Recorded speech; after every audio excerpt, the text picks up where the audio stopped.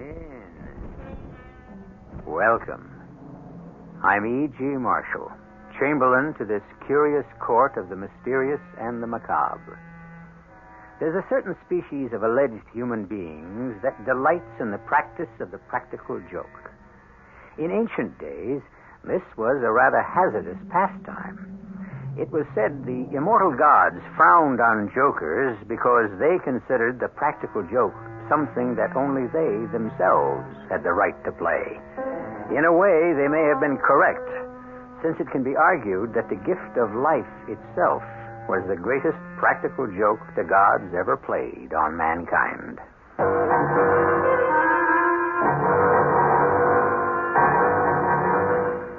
Our mystery drama, The Transformation of Joebee, written especially for the Mystery Theater by Sam Dann and stars Hans Conried. It is sponsored in part by Anheuser-Busch Incorporated, Brewers of Budweiser, and Buick Motor Division. I'll be back shortly with Act One.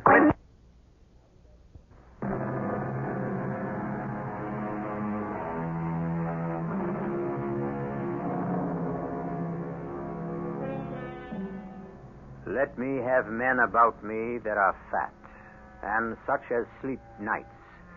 Yon Cassius hath a lean and hungry look. Such men are dangerous.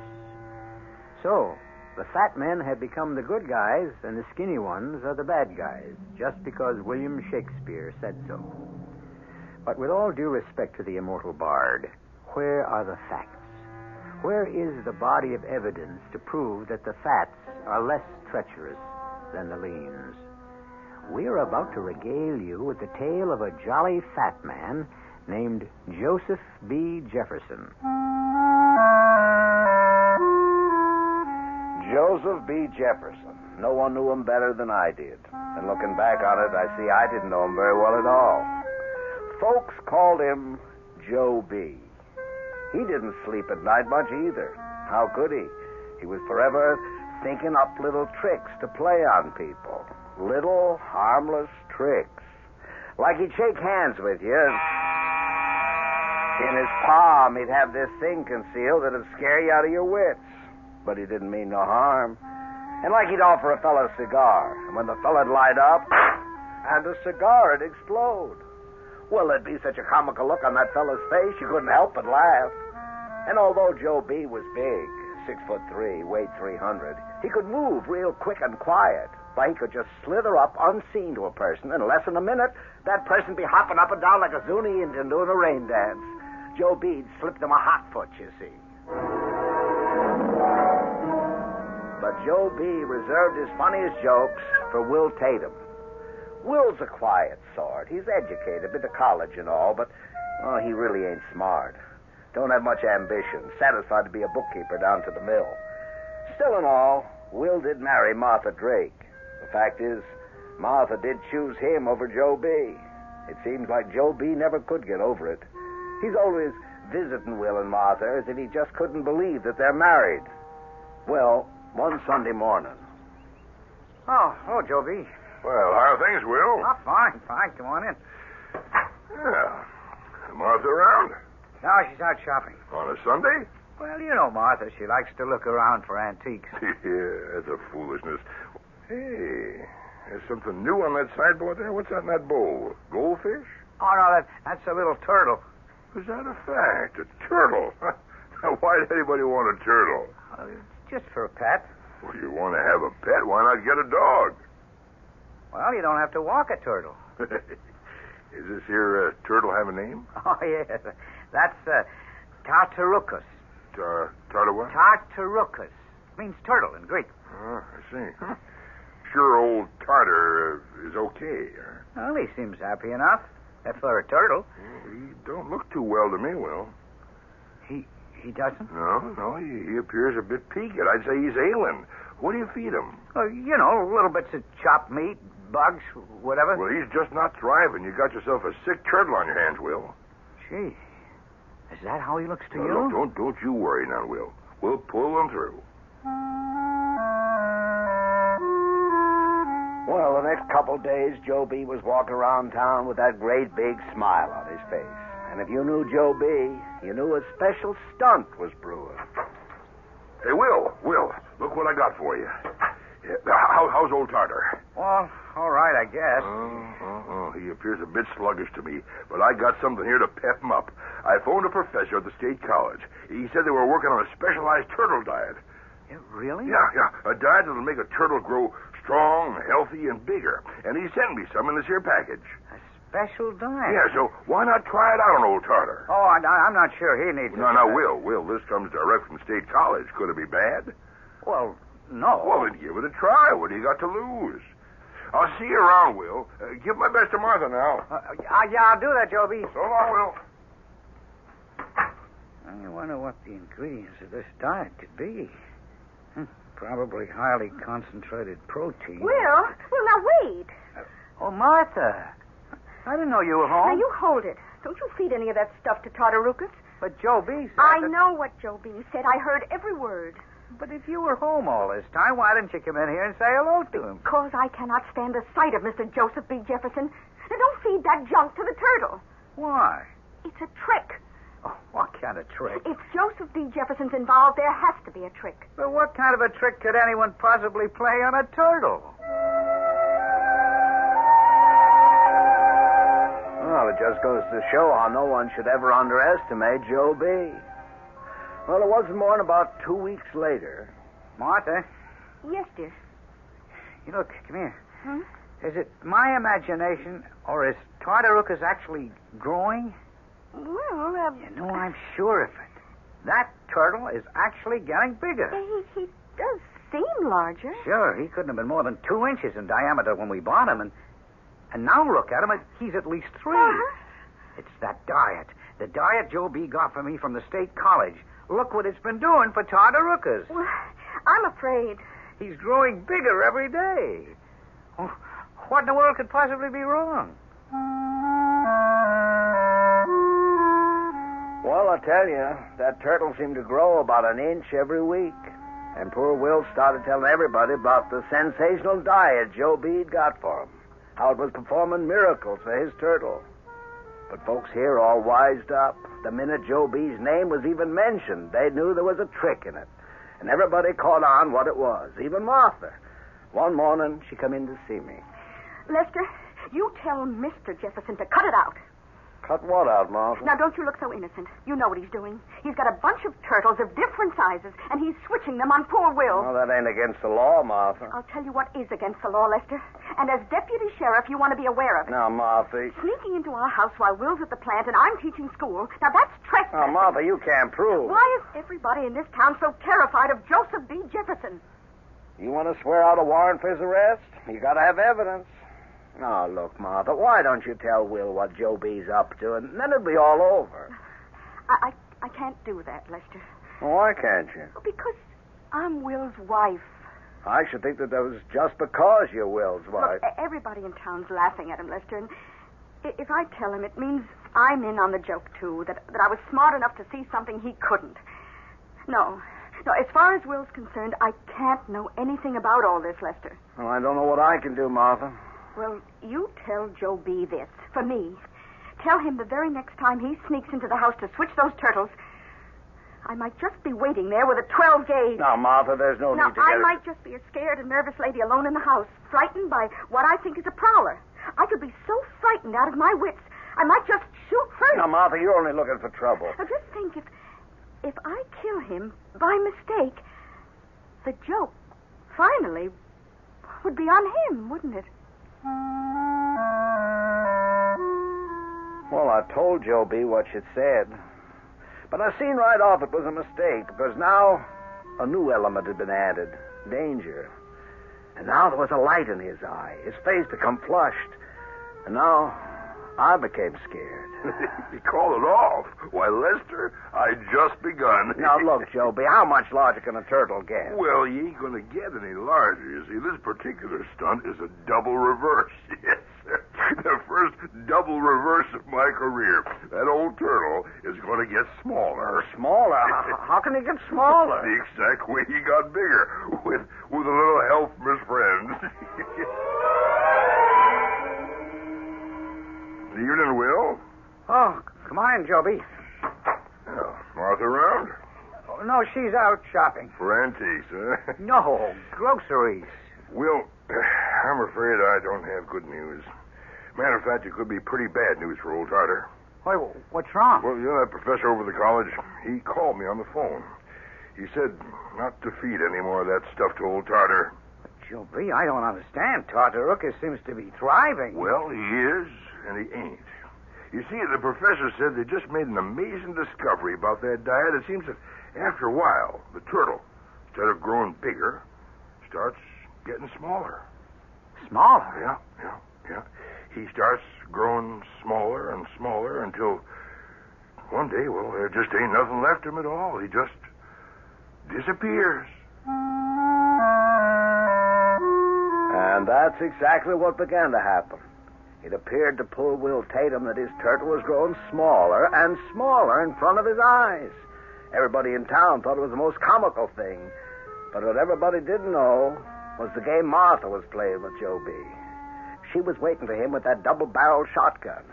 But she couldn't be in the house 24 hours a day, and so far, Joebee was lucky. But I didn't want to have a murder on my hands. And since I couldn't talk sense to Martha or to Joebee, I figured my only hope was Will himself. Oh, come on in, Lester. Oh, thank you, Will. How's old Tartar? Well, he's getting smaller and smaller. Will, what kind of game are you playing? Why do you let Joebee make a fool out of you? You know what he's been doing with them turtles. Well, you do, don't you? Yeah. So why do you let him get away with it? Look, Lester, I have to. I have to let him get away with it. You realize everybody in town thinks that you're a sap? Well, Lester, they'd think so anyhow. That's no answer. Well, maybe there isn't any answer. There's gotta be. Why do you allow Joebee Jefferson to make you the town fool? That's what he's doing, you know. Yes, I know. And why do you stand for it? Would you rather I killed him? Now then, it seems that more than one member of a certain family might want to kill Mr. Joseph B. Jefferson. Martha, we can understand. But mild-mannered, easygoing Will? Why does he feel he has to take abuse? Well, now, think of people you know who seem to keep asking for punishment. I'll be back shortly with Act Two.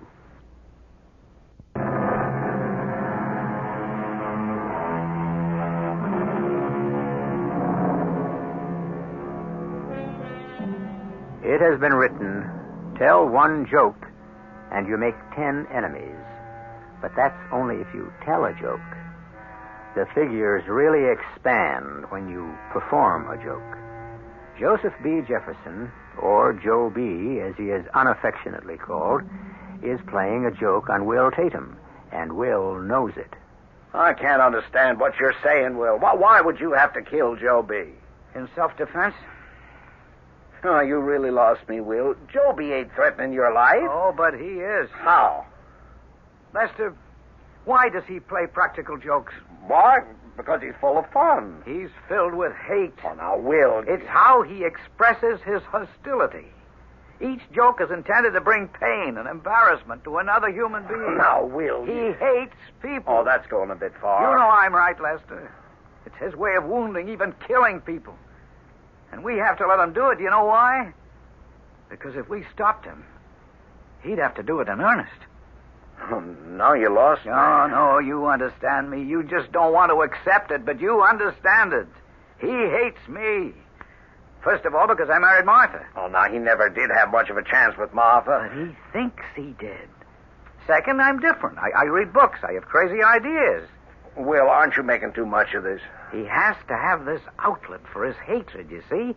Now, suppose I'd nipped this whole turtle thing in the bud. Suppose I called the turn every time he pulled one of his jokes. I would eventually force him, provoke him, into physical violence. And then it would become a matter of kill or be killed. Oh, I wish there was something I could do. It keeps on building inside him. The urge to hurt people becomes stronger, and he has to satisfy it by becoming more and more complicated and expensive in his jokes.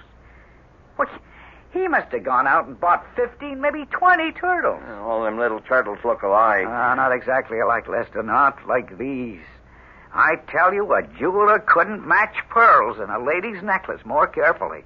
And the sizes. Oh, that has to be subtle planning. It's perfect. He's an artist. But his mind, Lester, it's twisted. The time, the trouble, and now the very real risk he has to undergo. Well, I still say you have to stop it. He's making you look like a dummy. On the other hand, it's also known as turning the other cheek, isn't it? Oh, excuse me, Lester. Well, hi there, Will. I just thought I'd drop in to see how old Tartar's getting on. Not too good, Joebee.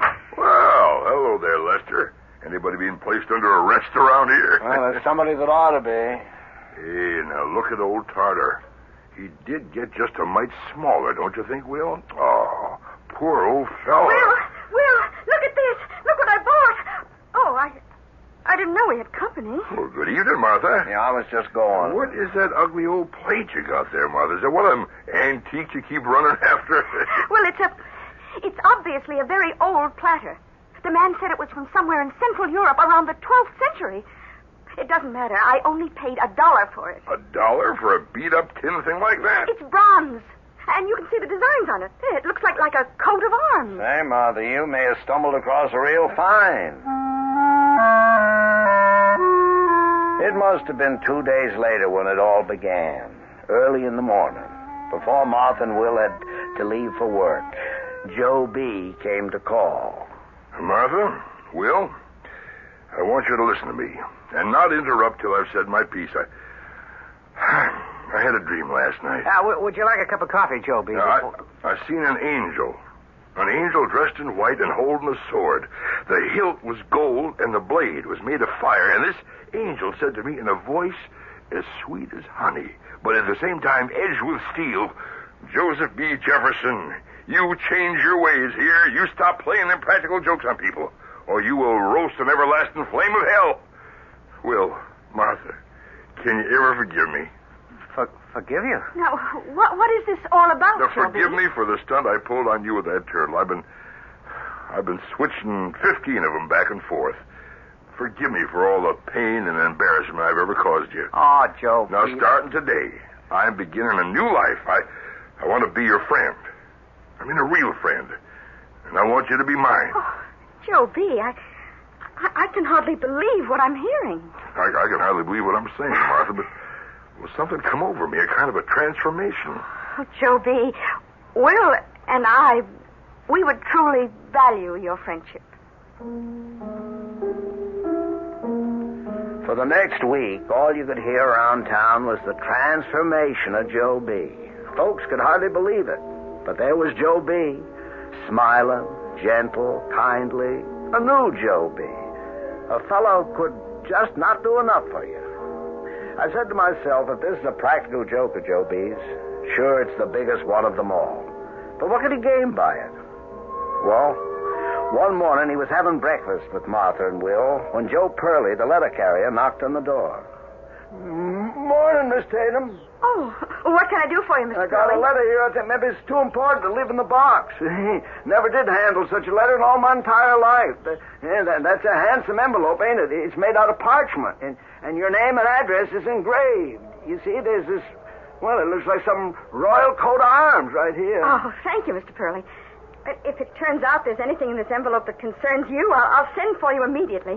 Good morning. Morning. Will. Yes, Will, Martha? what do you make of this? Hey, that's something. Well, open it. Well, it's almost a pity to tear this envelope. What could it be? Oh, what does it say? Let me see. Here, dear Mrs. Tatum, an heirloom of purely sentimental value, which has been in our family for some generations, disappeared some time ago. I have traced it to the United States and, by a fortunate stroke, to you. I am interested in buying it, and I offer you $500. I am staying at the Excelsior Hotel in Chicago. The plate has no intrinsic value, and $500 is an extremely generous offer. May I hear from you? Signed, Maximilian Maruca, Grand Duke. Oh, Will, what do you think? Gee, well, what a stroke of luck. And it only cost me $1. Hey, let's send this guy a letter immediately. Well, Well, what, Joebee? well, it's your platter, your decision. But why should this fellow offer you $500 for that junky platter? Well, obviously, it's a family heirloom. Obviously. Why? Because he says so? Well, why $500? Why not $50? Why not $1,000? Who is he anyhow? It says here, Prince Maximilian Maruka, the Royal House of Serenia. Serenia?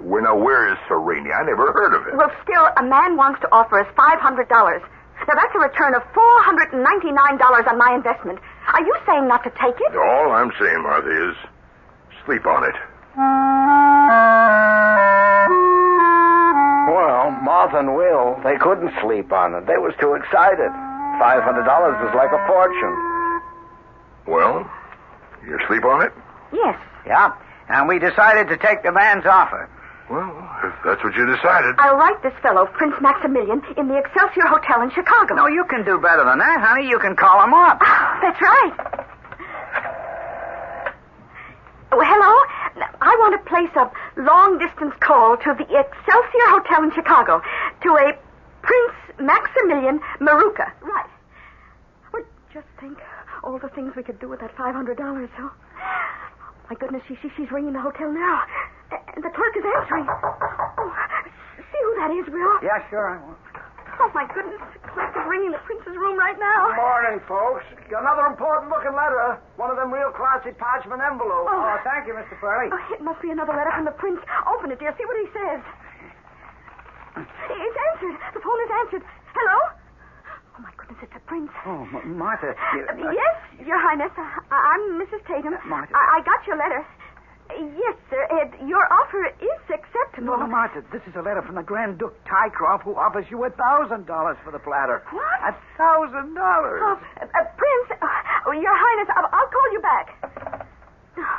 What does that letter say? Well, it says, Dear Mrs. Tatum, we are tracing a valuable relic of our country's past. We have reason to believe you may have bought it at a flea market. Enclosed is a picture.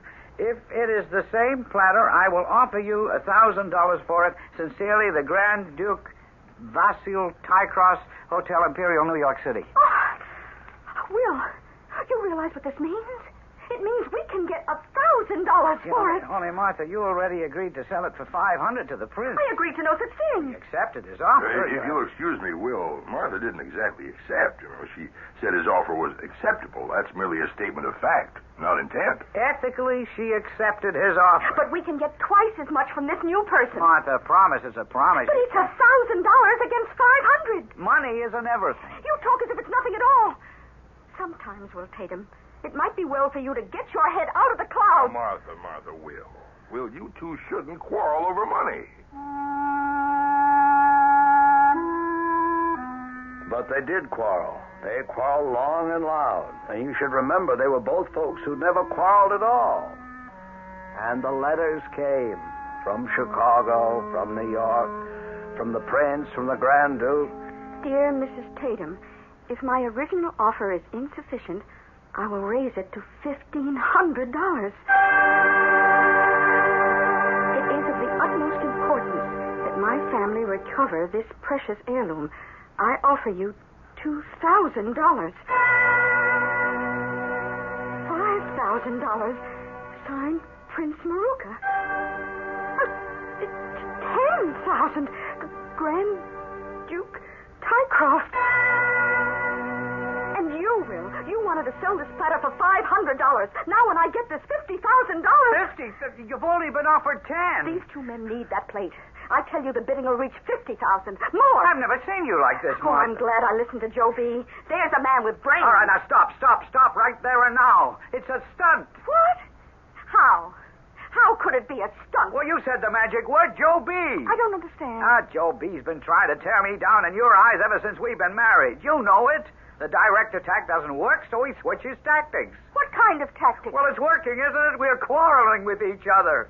This house has become unpleasant, uncomfortable. Will, Honey, it's the old catch flies with honey routine. Now, that platter you picked up at some flea market gave him an inspiration. So he's been writing you these phony letters. Phony? Of course they're phony. They have to be phony. But, Will, I've spoken to both the Prince and the Grand Duke in Chicago and New Now, York. phony. He hired actors. But, Will... Martha, I can prove it.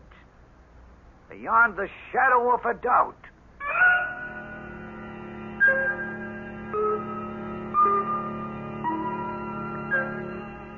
When in doubt, quote Shakespeare, reputation is an idle and most false imposition, oft got without merit, and lost without deserving. Or the Bible. Can the leopard change its spots? The point is, has Joebee undergone a sincere conversion, or is the wolf only disguised in sheep's clothing? Act 3 shall complete the tale.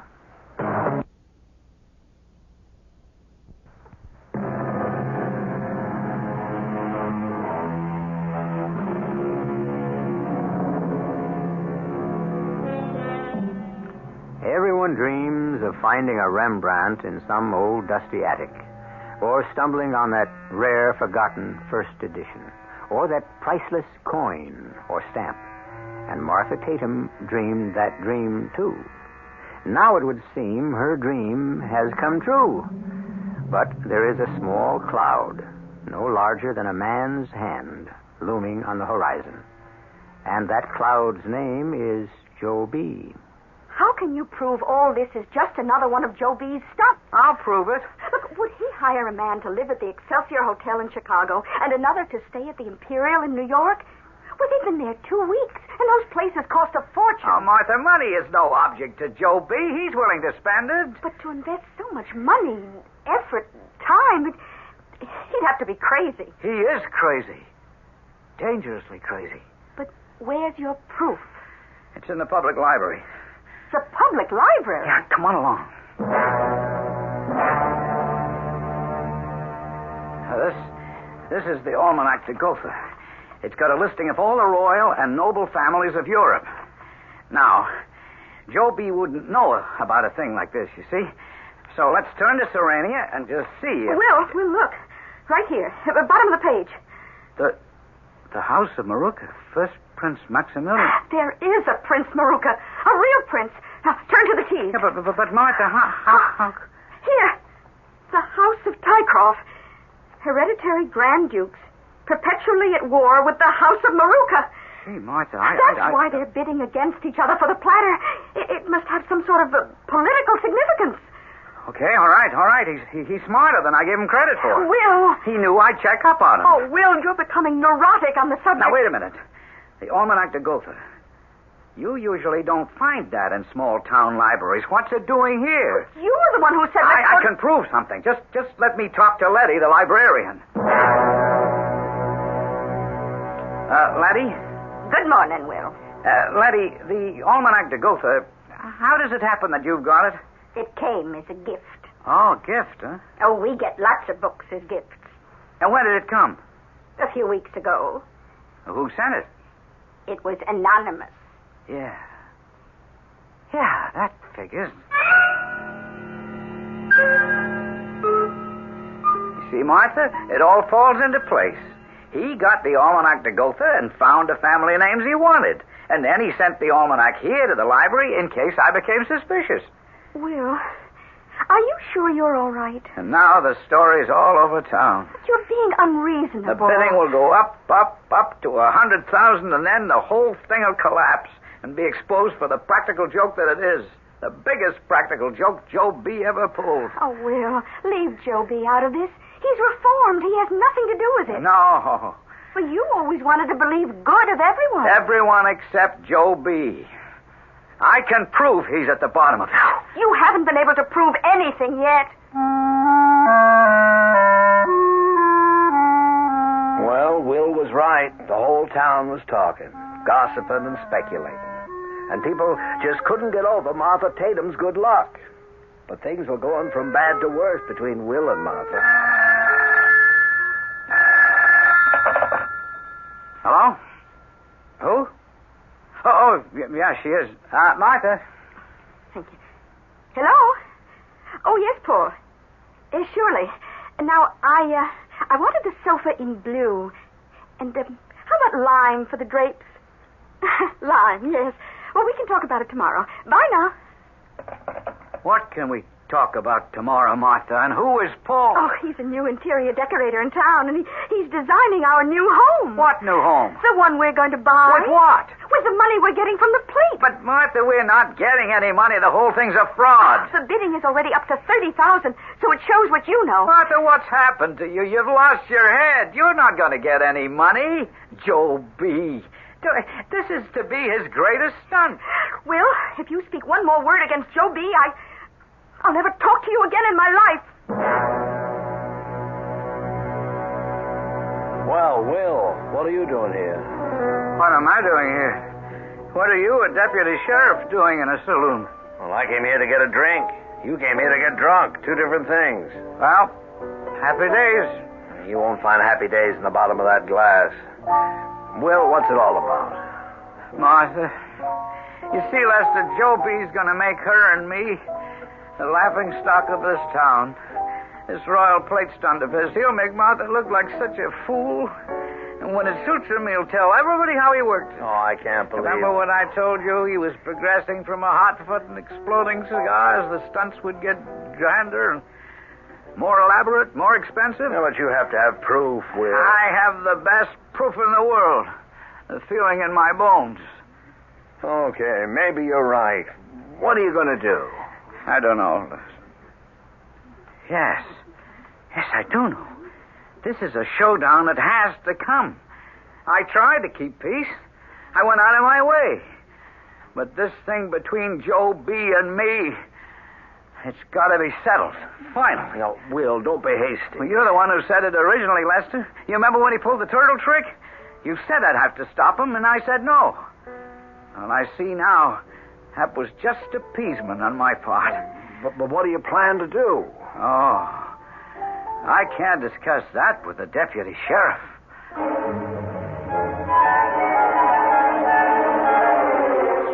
Morning, folks. Here's your usual mail from their royalties and the rest of it. Thank you, Mr. Pearly. Good day. What's the price today, Miss Tatum? Oh, you'll be informed in due time, Mr. Pearly. Now, what's this? Oh, Mrs. Tatum, on behalf of a free Serenia, we beg you not to sell the plate to either the Grand Duke or the Prince. This plate, the symbol of authority, should be given to the Committee for a Free Serenia. We have no money, but you will be amply repaid by the goodness of your deed. Now, what do you suppose this is all about? Oh, you're at it. It's fantastic. Give them the platter. Give them? Well, yes, certainly. They deserve it. Now I know why the Duke and the Prince kept bidding. Evidently, the party that has the plate has the claim to being the legitimate government. Oh, I'll have to show this to Joebee. It puts a new perspective on things. Oh, this plate, it's no longer worth thousands. It's the fate of a nation. It's worth millions. But if we believe in freedom and justice and liberty... Oh, but we do. We certainly do. Well, then we should give this to the people, not sell it. Oh, you should never let sentiment interfere with business. Is that something you learned from Joebee? Well, it's certainly something you never learned. What do you think, Joebee? Well, Martha, it's got to be a crank. This thing has been in the papers. Obviously, somebody's trying to cash in on it. Look, forget it. Here's what we're going to do, Martha. We'll invite the Grand Duke and the Prince to come here, say, on Saturday, and they can bid. Winner gets the plate. Oh, I'd better answer it, Joebee. Hi, folks. Just one letter today. What's the bid now? Oh, you won't miss a thing, I promise you, Mr. Pearly. Good day. Good day. This envelope, it looks the same as the one I got the other day. It is the same. Listen, dear Mrs. Tatum, the plate belongs to the people. We will use any means to recover it. If you refuse to let us have it, the Committee for a Free Serenia. Well, that settles it. Settles what? This can be dangerous. Oh, Will, I tell you, it's a crime. I won't have that plate in my house. Now, just a minute. It's as much my house as No, yours. wait. I will take custody of the plate for you, Martha. I'm handling the negotiations anyhow. Oh, well, it'll probably be safer with you. Now, we'll set the time and place for the Prince and Grand Duke to arrive. Tell them to bring plenty of money. Well, you mean you're going to disregard this letter? How can you? Well, I better be getting along. Got plenty of details to tend to. Let me have the plate. Huh? But wait a minute. We'll talk later. Goodbye, folks. And Will, don't be so nervous. Martha, get out of it. Out of what? Give the plate to the committee, whoever they are. And give up $1 million? Martha, there isn't any $1 million. Come Saturday, you'll be waiting for the phony prince and the Grand Duke, and nobody will show up. And then Joebee will start laughing out loud in public and start telling how he did it. Well, let me show you how wrong you are. You say the Grand Duke is phony. The prince is phony. The plate is phony. Yes. Then if it's all phony, why isn't the Committee for Freedom or whatever phony too? You see? You can't answer that. Well, from here on, a lot of things can't be answered. Because that night, I was sitting in my office. I got a call from Letitia Haas, a librarian who lives down the street from Joebee. Lester, you better come quick. I think I've seen someone prowling around the outside of Joebee's house. And I'm not sure, but I think he might have had a gun. But just as I arrived at Joebee's house, I jumped out of the car. I ran into the house. Yeah, there was the heavy smell of cordite. A gun had gone off in here. And in the living room, lying dead on the floor, was Joebee. Yeah, all 300 pounds of Joebee. Dead.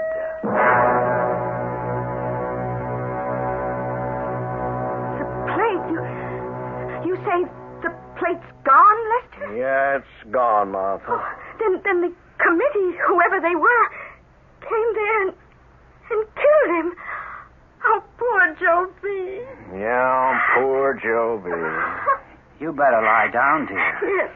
Before you do, Martha, you say you were asleep when it happened, and Will? Yes, Will and I went to sleep at the same time. I see. Go get some rest, Martha. Yes, I will. Did you kill him, Will? Why would I kill him? Well, let us say you went over to his house. Why? Talk from a way out. Get rid of the plate by giving it to the committee or whatever. This means that poor Martha isn't left with egg on her face, waiting for the nobility to show up and offer her millions. He refuses. He wants you and her to be humiliated completely. So you shoot him. Now, Lester, why should I shoot the man who's helping my wife to become a millionaire? Will, you told me it had come to a showdown. You or him. His practical jokes had forced one of you to kill the other. Oh, but he reformed. He no longer played jokes. And what do you call this plate thing? Who says that's a joke? The names are real? Who says the letters are a fake? Who says the plate is a fake? It's gone, so we'll never know. You call the hotels in New York and Chicago. The Prince and the Duke, dead register there. Yeah, but we know... What do we know? Lester, we only know that my wife bought a plate at a flea market. From then on, she received a number of letters. One of them was threatening. And as a result, Joebee was killed. The plate is gone, and the whole thing is all over. Now, can we let it rest at that? Well, I suppose we'll have to let it rest at that. And there the matter rested. And who knows the truth? Was it a genuine antique plate? Did the royal houses and the revolutionaries try to recover it? Did Will write the last letters himself? If he did, he'd be a fool to tell. And basically, why should we even press him? Well, we'll have something interesting to tell you in just a few moments. Do you have...